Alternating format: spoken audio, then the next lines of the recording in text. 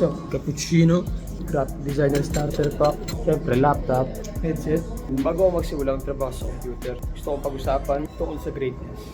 Marami akong pwedeng sabihin, marami akong gustong sabihin, mga nakaranasan ko sa pananaw ko sa buhay, at mga iba. Feeling ko pwede maka-inspira ng tao. So, bakit kailangan i-gatekeep? So, way back to kay 22. Yun yung panahon na pinag-pursue ko na mag-rap. Doon ko sinimulan yung pagpupursue ko ng pag-rap. Mahilig talaga ako mag-rap. Nasa dugo talaga ng buhay ko yung pag-rap. Hindi mo mawala sa akin yan. Kahit pa anong mangyari, mananatil sa akin ng pag-rap. Matagal na ako nag-rap. 7 taong gulang pa lang ako. Susulat na ako ng kanta. Kahit na yung sinusulat kong kanta, hindi ko alam may rap na pala. Lumaki ako sa generation ng mga Jejemon. Dahil sa mga tito ko din yun. Nasa Pilipinas pa kaming lahat. Bata pa ako. Nasa library kami. Pero yung library namin ay naging computeran. Thanks so much. Yeah, a cake. So yun, naging computeran yung library namin. Doon ako palagi nagko-computer. Napahilig ako sa games, music. Nakikita ko sila tuwing nalaro sila ng computer games. Papatugtog sila ng mga kanta. Tandaan nyo to, with Jokeman. Jokeman na tayo, no? Karaoke man. Kung nasa pwede ka mag-search ng kahit anong kanta na may lyrics. Sa site na to, doon ako natutong mag-rap. Pinapatugtog nila, may mga lyrics na maayos. Ewan ko kung buhay pa yung site na yun. Bali doon, makikinig ako ng ano yun. Republica, ng Bunsag, Pro, Zaito, Abra. Ayun yung mga nakalaki akong mga artist. Ang pinaka-tumatak sa utak talaga ng mga artist, Repab at Ambog. Laki ako sa rap, pero hindi ko pwedeng sabihin na laki ako sa hip-hop. Kasi yung lifestyle ko, hindi naman sobrang street. Pero yung swag ko nandun na. Para kasi sa ibang tao, masyado nilang kine-claim na dapat street life. Pero sa sitwasyon ko, siguro hip-hop na din ako. Hindi naman ako laking street, hindi naman ako laking kalye. Pero dahil nga mahilig ako mag-rap, hindi ko pwedeng iwasan yung mga ganong klase ng tao.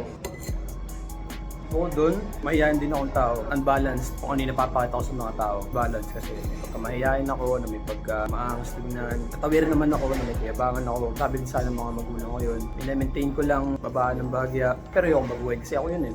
Yun. So, 2K22 to 2K24, nag-pursue akong mag-rap.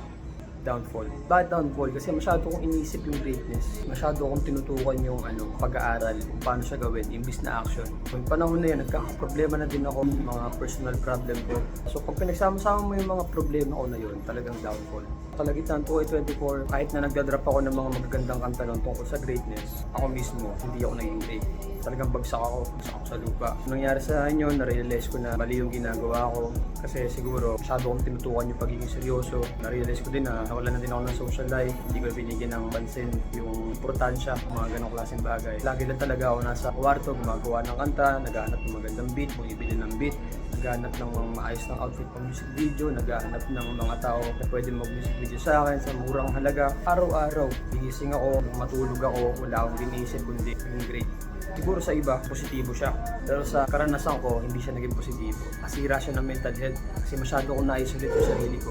2K25, isolation mode talaga. Wala akong magawa. Hindi ko siya choice. Na-isolate ako, mental health issues, at saka school. Meron akong university na pinapasukan. Long story short, 2K25 ko, pwede ko sabihin, realization talaga, pagbangon talaga para sa akin. Hinayaan ko lang yung sarili ko maging bata ulit. Dapat dati ko nang ginawa nung ganong edad ako, 18 to 20. Last year ko lang ginawa. Pero at least ngayon, medyo aware na ako sa kung ano man ang ginagawa ko.